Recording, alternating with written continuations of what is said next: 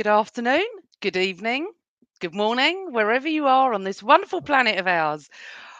Well, I didn't think I'd be having a smile on my face come 2:30 this afternoon UK time, but Magnifico Merino, what can I say?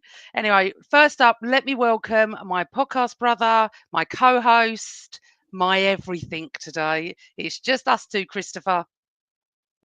It is. This is Shanks and Bigfoot, whatever you want to call it.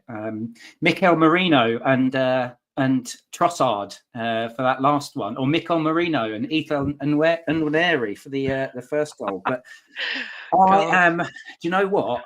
This was going to be a very different podcast about 30 minutes ago. And just for those of you guys who have just joined us in the chat, thank you very much. Amanda and I were WhatsApping each other beforehand, and Amanda said, I don't think I can be asked to be going live. Should we bother? And I said, yes, we are going live. Because even if it's just so I can have a massive rant about Raheem Sterling, which we will. But This is Mikel Merino, Mikel Arteta for making the change as well. Let's give him some props. But it's turned it into a lot more of a happier podcast than we thought. What do you reckon, Amanda? It is. But first off, let's do our normal bit. Let's welcome everyone to the show because there's quite a few of you already, which is fantastic.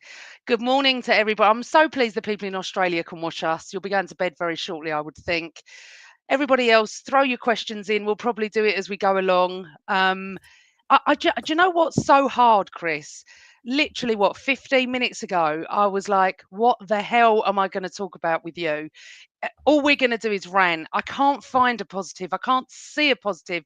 The only positive on the pitch really were Nwaneri and Miles. But, even then, how much can you do when it ends 0-0? Because that's exactly where I thought we were at. So everybody in the chat room, thank you for joining us. This is mental. I mean, only Arsenal can do this. It's been probably one of the worst games I've seen in so many years. We knew what we had. He started with the team. I think we all thought we're going to start, Chris, in the positions we thought. We're sitting there going, why the hell did we not get someone in January last summer? Did we even expect that when we sent those boys off to warm weather training in Dubai, that the only striker left, Kai Havertz, would be injured for the season? Absolutely not. But you sit there when you hear the news and you go, I'm just gobsmacked. I'm just gobsmacked the amount of injuries and what's happened to us. And then we will discuss Raheem Sterling. We will discuss a few others as well. But I just want to say that I'm in shock. So I think if you speak, because I did not expect to be happy and relieved. Now, I was sitting there, honestly said to Carl, I don't know what Chris wants to do, because if he's going to rant for 45 minutes, I don't like to rant about Arsenal I like to find some positives. How would I have found some positives, Chris, in that before he subs Mikel on and tells Mikel, because apparently Carl's just told me that he told Mikel to go and score some goals and said, go and play up front. I mean, could you have written that? Well, a lot of people this week have been saying that, haven't they? I've seen a lot of that in the chat, which is maybe we should consider Merino as that false nine or playing in that because that's the way that we play. We play with Kai Havertz as our target man who can win balls. And if you think about the way in which we often set up, when teams press us high, our outlet is quite often David Raya going to Kai Havertz to win balls. And Kai Havertz is really good at that. Losing him for the rest of the season has effectively meant we're all starting to almost ripping up the tactics book. And I think what Arteta did this morning or today when he set up his team, he's obviously just sat the lads down and he said, right, so I've got 3 remaining attacking players for the 3 positions that we've got. So he's probably sat those 3 players down and said, show me what you can do. Like, Ethan, you've not had loads of chances at the beginning of the season, but you're getting more and more chances and you've been brilliant. Keep going. Leo, you've got to step up. I wrote a blog yesterday, which was almost like an open letter to him, which was kind of like me saying to him, you've got to be the main man. And he's played false nine a few times for us. And Raheem Sterling has played predominantly on the right. So this was an opportunity for him to show, right, You've got a chance now to play wide left. And there's also an element of it's not just one game and you're out. Sterling genuinely could be looking at this today and saying, I could be playing the next 4, 5, 6 matches. So I've got a real opportunity here to really do something, improve, like impress somebody.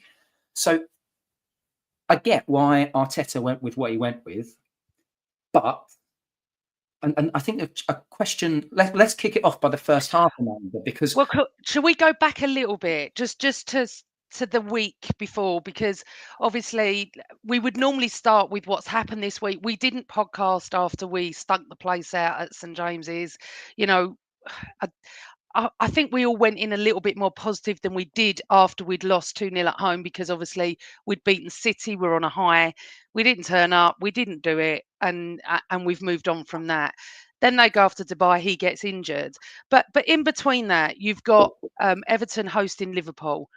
And whatever you think about anything, that game was always going to be on fire. It was the last derby at Goodison Park ever. They despise each other, so like us and Spurs. And honestly, Chris, I was out that night with a girlfriend who does not like football. So all I said to my dad and Carl is, just keep me updated. I just want to know goals. I can't keep going on my phone, sort of thing. And obviously Everton scored, and I was like, oh, this is brilliant. And then Liverpool scored straight away. I didn't see anything. I got home. All I did, I walked in the lounge and I saw Curtis Jones and that vile tackle. Got a yellow, Jesus. And then I couldn't stay in the lounge where the game was on. I had stuff to do because I was working and things like that. So, and then I come in and Carl's gone mental saying it's 2-2 and it's all kicked off. So I saw the brawl. I haven't actually seen the game, but I have now seen the last goal when he whacked it into the net. And that's what you got to do. You got to shoot sometimes and just kick the frigging ball. And at that moment, did you not? Because you know, I've always said I will not give this title race up until it's mathematically impossible. I said it the minute after Kai got injured. I said it before the Everton Liverpool game, and I said it after. Until it's mathematically impossible, I'm not giving up. Even though we knew that the team that played today were the team that we had no choice. That was it. That was what was up front. So after that last strike by Everton, did you not have 1 second, Chris, where you thought we could be 4 points by 2:30 on Saturday afternoon behind them? No. Well, do you know what? I don't really want to dwell too much on Liverpool, because I've thought to myself, it doesn't really. I think I was more hit by the Havertz injury than worrying about Liverpool. They're still. I mean, it's 4 points now, but they'll beat Wolves tomorrow. Not necessarily. Nah, they will. I think the title was probably. I've been saying this for a while. It's done. It was done for me after the draw against Villa, and then also the draw against Brighton.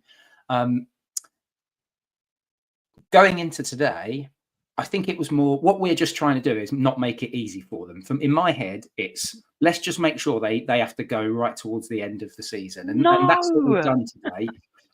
But you only have to look at that starting lineup, and you only have to look at the first 15 minutes or so. I don't know about you, but after that first 15 minutes, I was thinking to myself, oh God, this is going to be a long afternoon, because there was some sloppy passing. It was very slow as well. Did you feel like that? Like, we just spent 10 days in Dubai. They've had time for rest and recuperation. That team needed to get up and get at Leicester. But it felt to me like at times we were in walking pace in that first half. What do you think? Well, yes, but I also was screaming at Trossard and Sterling for getting offside every 15 seconds. I don't know what that was. It was like they've never played football before. Well, what's going on there with the offsides every 5 seconds? It was all us, Chris. You can't deny that it wasn't all us. The possession was there. It's just unfortunate that you've lost, what, 4 or 5 decent, sorry, not decent, brilliant players. You can't have Saka, Havertz, even Jesus out of a team and not let it be affected, considering what our ball did last summer, whoever's to blame, whatever it is. You can't expect as well all these injuries that would happen. Maybe one, maybe two. But I felt in the first half it was poor, boring, dull, thinking, who is going to score? And unlike you, I don't often rant about players. But if you want, if we're ever going to agree on anything, it will be Raheem Sterling. Now, I've always been one that when anyone's gone for a player, I'll say, give him time, let him bed in. You've got to learn from Havertz. You'll throw your toys out, not you so much, but people did. But I'm done. I am done because this was his moment to step up with his experience, with the fact that he's on loan for us, earning a lot of money to come in and do it. Can you name me one decent pass he did today? Unless No. I'm mistaken, I can't find one. So I'm not gonna I know you want to rant and that's up to you, but I don't want to tear him to pieces, but he's not good enough. And I just I don't know why he was brought in. So for me, I don't want to see him in the starting 11, and I'd rather have, Carl came up with a theory. I can't remember what he said now. I think pushing someone up, Skelly up, and then getting Calafiori on, and you know getting Tierney on, and Calafiori. I mean, Calafiori come on. I was quite shocked that he took Skelly off because I thought Skelly was brilliant today. I mean, he saved us. They could have gone 1-0 up, Chris. Mhm. If it wasn't for his little toe, it would have been 1-0 up, and that would have been it. We wouldn't have come back from that. But all right, I'm going on. Let's just talk first half. Go on. Yeah. So I mean, I can name some things that Sterling did in that first half. He ran the ball out of play when he wasn't challenged. He Yes. was offside twice. He ran into 3 players. I'm going to give you some numbers. This is Raheem Sterling's performance. He was on the pitch for 68 minutes, which I think is a travesty in itself. He attempted to dribble the ball 3 times. He was unsuccessful in any of those attempts. Yeah. He had 36 touches. He had 1 cross. He had 5 ground duels. So 5 times that he was trying to win a duel on the ground, he lost every single one of them. He lost possession 13 times, and as I said, he was offside twice. It was a horrendous.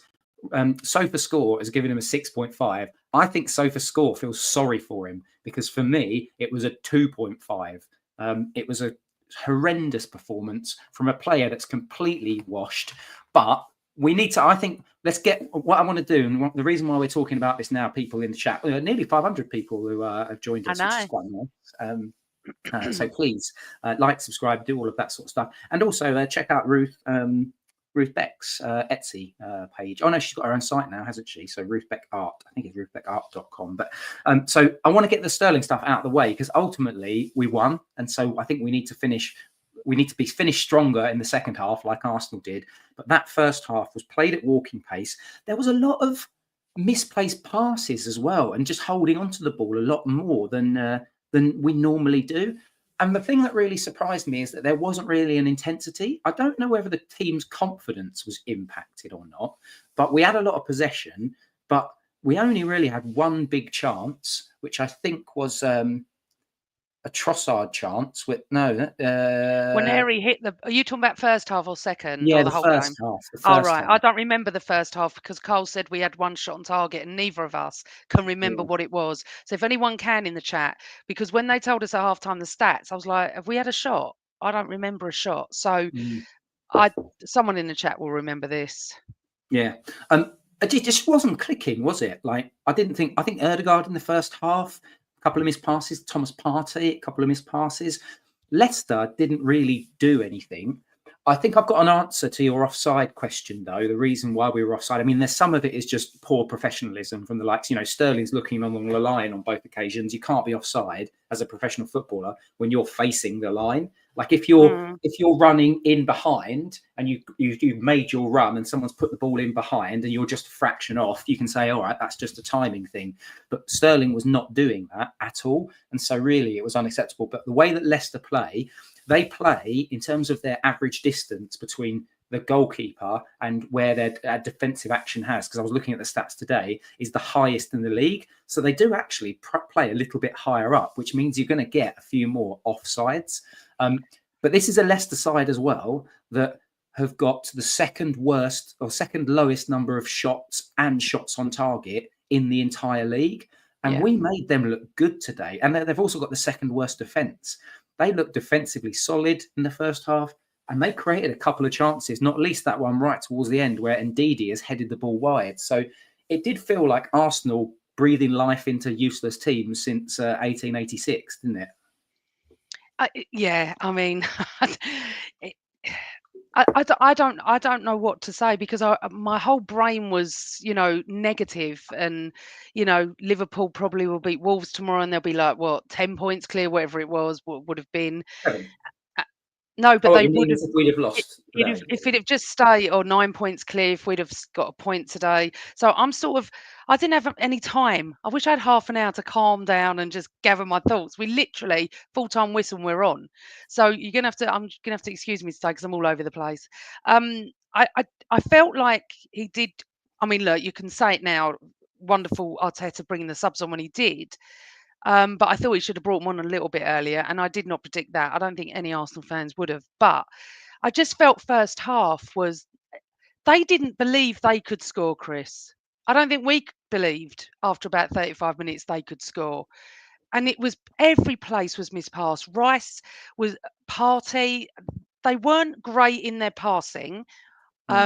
Um, I don't know. I just feel like I can't believe we've won 2-0. I'm still in shock. I'm Can probably I the ask you a question then? worst part of the podcast. Do you think some of it might have been that maybe they all felt the team as a collective felt like a little bit battered and bruised? If you think as fans, as collective, we're all pretty much universally on the socials been saying, oh, another injury. Why does this keep happening to us? Woe is me. We're all a bit like down. And maybe that also transmits to the players as well, because they're human beings. Like they're literally seeing their teammates drop like flies when it comes to hamstrings and stuff like that. So Yes, maybe there was an element of belief not there to but start off the game. And maybe I, that's why we were so pensive. but I do think that I know you don't want to speak about it, but that goal at Everton in the last minute, Arsenal fans haven't been like that on social media. So we haven't been negative. We've been quite positive. I was Hilsey and Fergus on the Guns and Yellow Ribbons last night went live, and we were all quite upbeat. And Hilsey and I were like, we're not giving it up. We're quite upbeat. I think that goal's helped us. I I don't think they were pensive because of the fans. I just don't know what happened in the first half. Maybe No, they. sorry, not because of the fans. Sorry, Amanda. What I mean is like they've seen their teammates, and if we're all thinking where the bloody hell are the goals going to come from, maybe they were thinking it themselves, and that's why they were a bit tentative. I don't know, just speculation. Well, saying that, but did you see Arteta's press conference? I've only got bits of it where he Mm. was joking that Willie Saliba wanted to play up front, and they were all laughing and stuff like that. So maybe they're not as pensive as we think. I don't know. I can't answer that, Chris. But maybe the back four, Raya, and maybe the midfield were thinking who's going to score, because I kept saying to Cole, we just need to get a free kick or we need to get a corner because I can't see any other way that we're going to put the ball in the back of the net. I thought Trossard was appalling, if I'm Yeah, honest. I thought he was Sterling anonymous, was wasn't appalling. he, in the first half? I mean, Sterling was if you're Sterling was gonna, pants, but sorry, but if you're Trossard gonna was go on just about anonymous. Sterling, you've got to go on about Trossard as well. I know Trossard is a different player and he's obviously much better and has been for us, but where's he stepping up today? I also thought Erdegaard first half, and you know how much, my God, I adore Erdegaard. Where's he stepping up? Where's the captain stepping up? So I think this would have been a very different podcast if Magnifico Merino didn't step up and do what he did, and he's become like a hero in 10 minutes, isn't he? Yeah. Can I just say, I think that because we might as well talk about the second half. So the first half, I think we could probably draw a line under it. Ultimately, not a lot happened. We were too sluggish and slow. There wasn't an intensity. Leicester had a game plan, which was to just try and be defensively resolute and try and catch us out once or twice on the break. I think maybe we were suffering an element of crisis of confidence after Leicester had got one or two kind of opportunities. Yeah. But it goes into half time, and I went for a little walk around the house. I'm around my parents today, and I was just kind of thinking to myself, this feels like this was like our worst fears as Arsenal fans was when we heard the news about Martinelli and then about Havertz, it was where's the goals going to come from? And we hadn't. I think Trossard wasn't terrible in the first half. He was just anonymous, which actually is an element of terrible in itself. He was just Sterling was genuinely downright bad. Like everything he did was bad. Run the ball out of play, run into defenders. Trossard just wasn't even getting on the ball. Now that's not acceptable, and I'm not trying to excuse him, but I'm more saying we know the quality is there with Trossard. We've seen nothing to show us that anything other than Raheem Sterling is washed. In the second half, he didn't make any changes, and let's be honest. For the first 15 minutes of that second half, we got to about 60, 65 minutes. And I was thinking to myself, we could play all day and not score. And I think it was 68 minutes that Arteta made his first change, which was Merino coming on for Sterling. I mean, Sterling's a lucky boy that he wasn't hooked on 10 minutes Hold earlier. on, was he the first sub? I thought Yeah. it was... Yeah, okay. I didn't realise. Yeah, go on. Yeah, first sub was Sterling on. I'm just double checking it. I'm pretty sure it is. Yeah, 69 minutes. And that's the Wenger substitution time, wasn't it? Yeah, 69 minutes. Go on. Not immediately, but I do think that we started to control the game a little bit more, and there was suddenly a focal point. David Raya it wasn't going long with his kicks as he does often with Kai, but I think it did occupy them a little bit more. And you've got to give props to Merino. I've been on this pod on multiple occasions saying, I'm just not sure. I just don't see it. I don't see him. But what is Mikel Merino? He's somebody who wins duels. We all know that. He's very good in the air. We saw that even in the Euros in the summer because he scored for Spain in extra time. He does cover a bit of ground, but he does look a bit lumbering. But he feels like he could do a job as that sort of target man and finding positions. Because one of the things he is good at, the reason why he scores goals is he gets in the box. And if you're thinking about what are the requirements that we need right now as a football team, in terms of somebody who's going to play central, we need a focal point, tick. We need somebody who's going to be strong and physical, tick. We need somebody who's going to get in the box, tick. And I'll hold my hands up. I didn't see this when people were talking about it in midweek. Well, we should consider playing Merino there. And Arteta was even asked this in the press conference yesterday. And he kind of said, yeah, it's an option. To me, when he made that sub on 69 minutes, it felt to me like a bit of just a Hail Mary, last throw of the dice. But within the space of 20 minutes, I now feel like we can't play Raheem Sterling. We have to move Trossard wide left and play Merino up top. I'm going to stop because you need to have your say as well. But did you not think that as soon as Trossard went wide left, he looked better too? So that's what I think our solution is.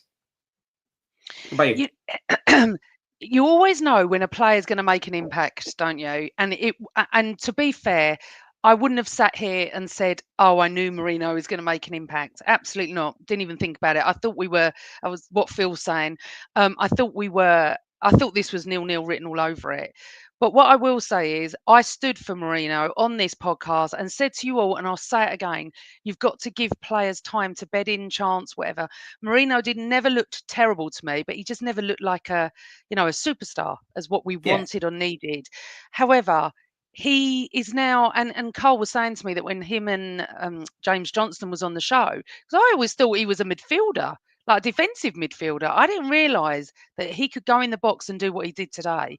Now, we've got to wrap him up in cotton wool, Chris, because now he's the only one we've got. Because I don't ever want to see Sterling on our pitch again because I've given him chance after chance after chance. Obviously, I would never say that about Trossard, and he did look better. But I just feel that it's so weird how, and I'm going to have to say Arteta because there's two Mikels. Arteta just seems to know, doesn't he? He's often done this with subs that have made an impact and made a difference. So where we're very critical of Sterling, and I'm just going to bring a question up a second, because we might as well start with these as well.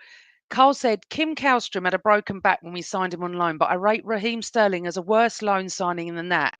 Can anyone think of a worse one? Because I sat there before and I said to Carl, is Sterling our worst loan signing we've ever had? And he mentioned Kim Kallstrom. The only one that I'd say, and we'd have to go back and rewatch the old archives, is Denis Suarez. Like that was a pretty I don't terrible remember signing, him. wasn't it? Because he spent half the time. We signed him in January for half a season. He spent half the time injured, and the other half of the time he just kind of was running into brick walls. Melissa said Willian wasn't great. Melissa says Willian wasn't great, and Julian says Oh, sorry, we're both doing it. You do it, go I'm on. meant to be doing admin. You told me before, and I was doing admin. No! Willian comes close. All I would say, caveat with that, Willian was a free transfer. He wasn't a loan signing. So Right. if we focus on just the loan signing side, again, Trav's with me. I think Dennis Suarez was probably terrible, and John G's on my side as well. A little one from Carl Stark. He's donating his hamstrings to Arsenal. If you donate your hamstrings to Arsenal, Carl, they won't come back in one piece, mate. We all know that. So just be careful injured. what you wish for. I think Raheem Sterling, I don't really know where we go now with him because it doesn't feel usable. After today's game, he doesn't feel usable. Arteta's going to have to use him though, but it just feels like it's the sort of thing where when there's dead minutes. So if we play West Ham next week, and let's just pray, we play West Ham next week and we somehow manage to score a bag of goals and we've got 20 minutes left in the game and we're 3-0 up, that's my dream situation. That's the sort of thing where you give Raheem Sterling dead minutes, but it's only to give other players rest. So he can only play in dead minute games, or you can't, he can't have an impact for us. No. You know what I will say? One thing I will say though, as Arsenal fans, I think somebody said it in the chat though. At least we're not paying him 200 grand a week to play for somebody else. Mind you, Chelsea are probably seeing that as a benefit. Like he's stinking up pitch for an Arsenal team, but they're paying him. They've got to pay him 300 grand a week for 2 years after this season because his contract. Sterling. So no, who's got to pay him? Chelsea do. Oh, I think you meant we did. So, got worried no. So at least he's not going to be our problem at the end of this season. That's what I have to say. Right. Let's just go to this because I was going to come to this, Avon. Can I just say, Avon said, can I just say that what this conversation is missing and how much we did miss Kai, because I think the answer to that was a lot. And I was going to say to you about how devastated you were when you heard the news, because the thing is, I don't know how you hear your news, Chris, but I literally follow quite some big accounts on social media, and when one does it that I trust, I don't really need to go to 24 other news sites because it was alluded to. And then I thought, oh, he's out. He's going to be out. And then obviously it came up. I thought we missed him tremendously today. Really. Yeah. I mean, go into your thoughts on it. But Avon, I was going to get to that. It's written in my book. But miss him terribly. And we are going to miss him. I can't believe he's out to August. Yeah. It's, well, I mean, an example is what we've talked about. Merino, the impact that Merino's made shows you how much we missed Havertz, because Havertz normally would be playing, he'd be doing that stuff from the start. If Kai Havertz plays in this game, I'm pretty sure we create more chances in that first half because he runs he will run channels, he will be a nuisance for defenders, he will be in the box, he will be creating opportunities. He's also so much more accomplished and polished on the ball than Merino, like his touch, his technique. So that's what we're missing. So yeah, a minute, certainly we all sort of acknowledge that, I think. And I think it was no more was it brought home to roost than when we saw the difference of impact that a strong physical target man can make on the team in Mikel Merino. And I'm just glad. I think probably we should have a few moments to talk about Merino and then maybe a Nwaneri as well, because he's got. Well, that's where I was going next. Because although we're like negatively positive, we do have to look at this wonder kid. It's like a new savior is born. I mean, 17. I know what I was doing when I was 17, and I don't think I could have stepped out in that position, stepped out in a position of that when he knows the pressure's on him, regardless of what anyone tells him. The pressure was on him, Chris, because he knows we've got no one that can put the ball in the back of the net, and he's got to produce. Saka's not there, Kai is injured. Oh, I could go on. And I'm totally in awe of him for his age, for what he's brought to the team, the skill. he was the one that made the first goal. I don't know if he made the second goal. I can't remember, but I am totally and utterly in awe of that 17-year-old boy, Nwaneri. I'm him and Lewis Skelly. I feel like they're Arsenal mums. I just want to wrap them up and say, do you know what, boys? Well done. We all love you. We're all proud of you. And you are going to, both of you are going to be, I can't say world class, but not far off.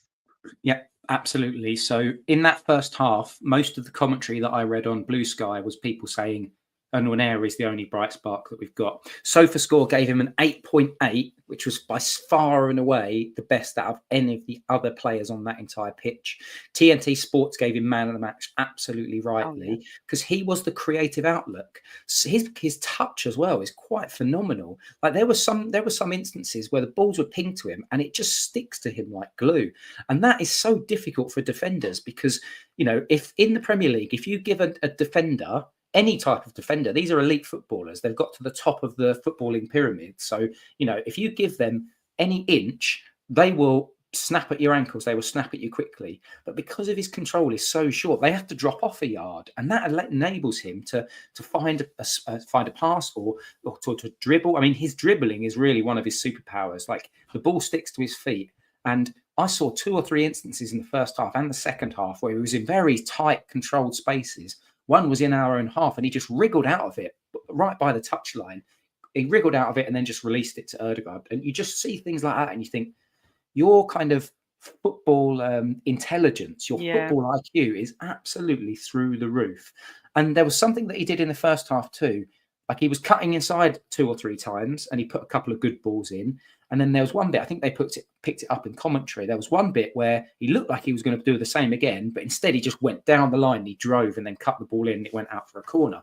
But that just shows the intelligence for him to say, if I keep doing the same thing, eventually they'll work me out. So I'm going to mix my game up. And that is what's so impressive for somebody with such a young head on his shoulders. He just looks absolutely fantastic. I can't say highly enough for him. I'm going to give you some stats on him, and then I'm going to let you you can talk about some of the other details. So expected goals 0.21, fantastic. Expected assists 0.56, again decent. He had 2 shots, 1 on target, 1 off target. He hit the post. He's hit the woodwork twice because he hit the top of the bar with the first one, clipped the top of the bar. And the second time, good goalkeeper save, to be fair. We talked about Raheem Sterling with his dribbles, where he'd done 3 dribbles and delivered absolutely 0. Well, Ethan Nwaneri had 7 dribbles and he completed 6 of them. So he beat his man on 6 occasions. 2 key passes, 10 crosses. So ground duels 1. Raheem, do you remember what I said? Raheem Sterling, 5 ground duels. He didn't win a single one. He got tackled every single time. Ethan Nwaneri had 13, and he won 10 of them. This is going to be an elite footballer, and I just hope that we've got the right path for him, because I'm excited. So with that, and I'm going to give you a Mikel Merino stat in a minute, but with that, when Saka comes back, would you move Nwaneri central? Because I'm assuming that Saka walks straight back into the team. Maybe not the first time he's back. He might go on the bench and come on for 20 minutes or so. But we can't not keep progressing with Nwaneri, can we? Yeah, I think there'll be a mixture of him taking some of Saka's minutes on the right, probably. I think also there's probably an argument for him to be playing as a left or right 8. Probably, maybe he can take Ødegaard minutes as well. There's certainly a question over playing centrally. I don't know, because it's a different type of role. He's going to get bounced off of. You have to act as a focal point in this Arteta Arsenal team if you're playing as that central striker. I could see him succeeding playing left wing, and let's face it, if Trossard isn't ripping up trees, if we make a decision that, do you know what, maybe we should move Martinelli centrally and then give Nwaneri a chance on the left, I can see that being something. We have to get to a position where we get those players back first before we worry about that. But when those players come back, the further away that, again, I don't want to turn this into just about Raheem Sterling, but the further away that he goes from the team, he can. I think Nwaneri needs to take Sterling's minutes on the left when we have players available. So I alluded to the fact that I've got stats because Carl sent them to me. Minutes played today, 21. Goals 2. Attempts 2. On target 2. touches 16 for 21 minutes. That's incredible. I'm so proud. I bet he's so pleased, honestly, because he probably reads a little bit of social media and sees that not all the fans are that, what's that word, impressed so far. So, right, let's go to a few Well, questions. can I Yeah. actually have Go my on. say then on Merino then a little bit more? Yeah, go on. Because I thought that headed goal was brilliant. If there is a ball in, that little teasing ball in for the first goal, if there is one player that you do want on the end of that, even ahead of the likes of Havertz, I would say it's going to be Mikel Merino. We've seen him do that for Spain. We've seen that. We've seen him do it for us. He did it. He scored a good goal against Liverpool, if you remember as well. Like ball coming into the box, and then he's flicked it in. Fantastic. That's what we're going to need to see more of. And if Nwaneri is going to get, if he's going to get more space, and if he's going to be putting in more teasing balls like that, I want to see Merino as that focal point. I don't want it to be Trossard. I think Trossard, let's play him wide left. Let's let him be cutting in or playing in balls to the likes of Merino. But that was a really, really good finish, much needed for us. But then the second goal as well, the way in which, like, again, Trossard, superb ball, but the way in which Merino just kind of just stroked it home as if like he's been doing that and he's been playing centre forward for decades. And, you know, it was like he wasn't even thinking. He just stroked it in. Game one, fantastic. And we all have a much funner podcast than we were going to have 1 hour ago. Yeah, lovely. Both were lovely goals, though. Nwaneri for the first, Calafiori for the second. Lovely assist. Oh my God, it's so weird to even sit here thinking that. But Simon put something in the chat that I put up. Thought I was watching Malcolm McDonald.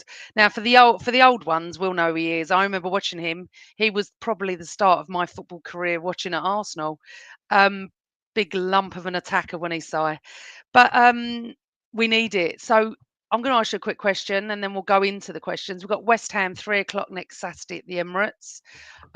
Another game we should win. We should. Um, do you start Merino or do you bring him on? I think 100% you have to. And the worry is that we're all getting excited because he's had an impact sub appearance and he scored 2 goals. And we're now, I don't know about you, but I instantly project into, ooh, there we go. We've now got ourselves a centre forward who's going to bag ourselves 5 goals between that. It's not going to work like that. He's not going to get that time. And there's a difference between coming on against tired legs, because Leicester have defended for most of the game, and playing from the start. But again, I'm sorry to go back to the Sterling thing, but that performance today means he is simply he can't be played. So if he can't be played, what are our other options? Yeah. Well, you either play the young kid whose name I can't pronounce, who came on for the Champions League a couple of minutes towards the end of the Dynamo Zagreb game, Joshua Butler, a Daisy. I can't pronounce his name, but you know, he's essentially made minutes. That's it. He's played minutes in an Arsenal shirt. So you either start him, you can't really do that, or you go with Merino. So if you give me the choice right now, Merino up top and Trossard left, or Trossard up top and Sterling left, after what I've seen today, you just have to go with Merino up top. I'm sorry, Raheem Sterling cannot. He's had the opportunity. He has given away the shirt. He's given away the first team shirt today, and he ain't going to get it back unless some sort of miracle happens. I think we could try Butler Odeji. I think we've got to try everything. We've got to stay in the race until Saka. How long is Martinelli out for? Do you know, there's so many of them. I've lost count It of was who supposed can. to be a month, but that Right. was about. So I think it's another 3 weeks. I think because we've got West Ham at the weekend, we've got Nottingham Forest in midweek, then we are at Man United, I think, and then it's the international break. So We just need to stay in it. We need to win all those games. I don't care how we do it. I don't care how we do it. We just need to stay in that until they come. Because I'm telling you, the pressure again is a little bit back on Liverpool for tomorrow. I know you don't think they're going to lose against Wolves, and they probably won't. However, in a weird way, I still think that last minute goal Wednesday night at Goodison Park could be something that's going to spur us on and help us. Okay, let's just do some questions from everybody. We do apologise to everybody on audio as well. We're all over the place. We expected one podcast to be a little bit more negative, and we knew the route we were going to go down. And then all of a sudden, with 10 minutes to go, we've won the game, which is incredible, and we're a little bit all over the place. Anyway, um, let's have a look. Right. So you wanted to talk a little bit about Sterling. I don't know if you want to go back, but Cameron Russell said, with Sterling, do you think it's confidence or is he simply just not good enough? I think that he's a player that came into the Premier League at 17 years old for Liverpool, if you remember. And I think sometimes, because if you think Fabregas was looking pretty tired at 30, 31, Rooney, again, was not looking like the same player at 30, 31. And I think Sterling he's one of these players that peaked early. His key assets when he was in his pomp were pace and arriving into the box. But he even missed chances, quite a few chances even back then. Now, he just misses chances. He doesn't have pace. His confidence is gone. He's a washed player. And if you're a team that's challenging for or trying to challenge for the top honours in the Premier League, you can't carry passengers like that. I think it's really sad, to be honest with you. I do as well.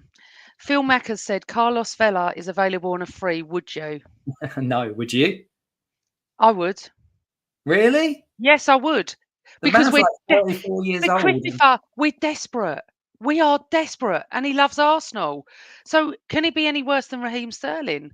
Just for my a few worry months. is that he's just the same as Raheem Sterling. Anyway, something we haven't mentioned, which is very nice as well. Julian mentioned that clean sheet for Raya. Well, clean sheet for all of us. We've actually won 2-0 at Leicester. I know it feels weird to say this because I did not expect that. As the game went on, 2-0 clean sheet, another 2 goals on our goal difference. It's all up to Liverpool now. So come on, Wolves. Right. I'm not going to ask Carl's normal question, Christopher, because you know the answer. I know the answer. Gap is down to 4 points. Can we chase them down and take the title? Yes. Well, that is the same question. No, I know, but if I do it that way, you might answer. No, the answer is no. I really want us to. I hope we do. Of course you do. But I can't see it and the reason why is because of things like, if you think about it, we've just lost Kai Havertz, we've just lost Martinelli. The talk is that neither of those will be back until mid to late March. So we've got to do an entire month without them. We've got to go to Nottingham Forest, tough place to go. We've got to play West Ham at home. You know, you'd hope we'd have enough. We've got to go to Old Trafford. Man United are terrible, but if we're not creating enough chances, then I am struggling to see how we are going to get close to the title. Okay, Simon Lester said, if you're saying no, then what's the point of watching? Because the journey is also as much fun as the end result. I'm going to be in the ground against West Ham, and at the beginning of that game when that kicks off, you're the same as me, Amanda, right? You don't think about the title. I don't think about the title when that game kicks off. I think about that match. I want to see Arsenal play well. I want to see Arsenal score goals. And then afterwards, as you start to think about the title and stuff like that. But I want to, even in years where we've been crap, I remember going to watch us play Man City and it's freezing cold. And it was when we lost 3-0. I think it was the game in which just before Arteta took over. And there was basically nobody in the ground. There was hardly any. It was about 40,000 people. But I was one of those people there. And I didn't believe we would get anything from that City game, but I still go because I love my football club. I pay for the ticket, and you go along in hope. So you go along for that moment rather than, where's this going to impact us at the end of the season? I am slightly different to you because I do think about the title. I've got a lot of Liverpool friends. I've had a lot of stick over the last month or so about how we complain about referees non-stop. Hence, so from Wednesday evening, they've not stopped moaning about referees, the same referee. So I told them to suck it up like they told me, and all of a sudden you're now realising that a certain referee may not be up to standard. However, I'm not interested in listening because you didn't listen to me. What I will say is that, sorry, my dog is barking. What I will say is that I feel differently because I feel the pressure all the time. I do, because I'm constantly being, at work and stuff like that, people are saying to me, "Oh, you've lost the title, you've bottled it again," all this nonsense. They do it to wind me up. Most times I don't buy it. I just go, shut up and watch your own team. But I do think about it a lot, Chris, because why I feel so passionately about there is a chance we could do it is because I gave up in 1989. I went on the radio a week or 2 weeks before and said, forget it. There's no point going to Anfield. I had an 18-year-old strop on Radio Gold, Capital Gold, I think. I had a whole strop about how don't ridiculous Arsenal can't win the title at Anfield. It's like a fortress, blah, blah, blah, blah. I was 18 years of age. I was having a teenage strop. I think I've learnt from that moment on, I may not know everything. And I may think that it takes 1 second to score a goal. That I think most of us would have thought before Merino headed that ball in, the title was over. It was done. If they're going to win at Wolves, and it's done. But it's the hope that kills you. And I do go into a match thinking we have to win this. It's 3 points. I don't care. And I'm not even bothered at the moment about playing decent football. I don't care as long as we win 1-0. I'll win 1-0 every game. Couldn't care less. But I think I do see it slightly different to you. Of course, it's the journey. Of course, it's the whole day out. It's everything. But I also get quite stressed thinking another must-win game. Every game is like a cup final now. It really is. And we've got to add in Champions League to this as well. So I think and I have not mentioned 89 for the first time for ages, but I do believe that. Literally just did, by the way. I know, but I'm saying in recent weeks, I've not mentioned it. People say it to me. I do believe that there's no point giving up and saying no, go for it. I just think that we've got nearly 1,000 people watching us. I'd love to know what you all think. Do you think that who thinks that we will win the league? Who thinks that we won't? I think we will. I think it's going to be the most iconic season ever, that we will win the league with Mikel Merino up top and all of them on the bench, all of them injured. Sorry, like Havertz, Saka not played for a quarter of the season. Erdegaard was out. It will be embarrassing for Liverpool if we win the league. Well, Michael McLeod has just said, he's just joined us from X and said that we can win the WIT League and got a bet back the boys. I agree with you, though. It will be ironic if, do you promise, Amanda, now that we're doing this live, if we win the league at Anfield, will you never talk about Anfield 89 again? You'll talk about Anfield 2025 instead. No, 89 and 25. I'll make up a song about it if you want. I've got the worst voice on the planet, but I will make up a song about 89 and 25 that will ring round our ground. Why would I ever stop talking about 1989? Even if I wasn't there, Chris, I'd never stop talking about it. I'd never, ever. Exactly. Carl Fern said, talk about both. It would be the best song ever that would sing 24/7. I think I'd have to get Louis Dunford to write it for us. But look, we've got to go to Anfield, Chris, and I won't be going to that game. But wow. Listen, someone said to me, come on, we've got this. We've got to think about West Ham. I said, what I don't do is think ahead.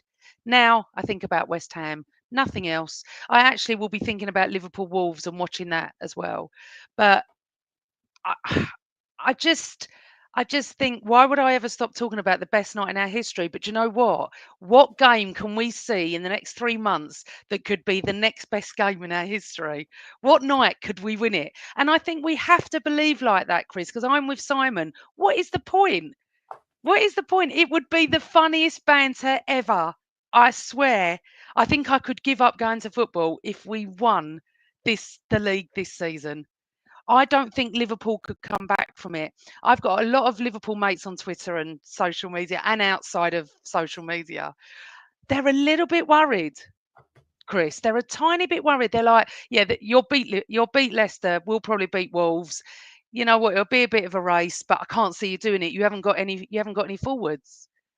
Oh my God, the banter. I would never. I think it'd be the best summer ever.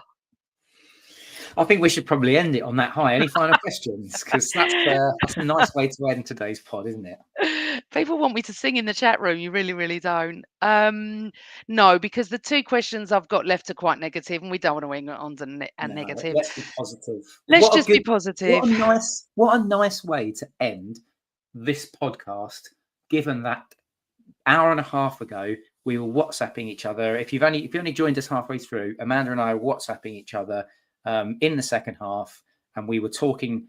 The only reason why I wanted to jump on the podcast at that time at 0-0 was to just get it off my chest about how much I thought Raheem Sterling was washed. But also, we'd have got into other things because this wasn't a perfect performance, but it had a perfect ending.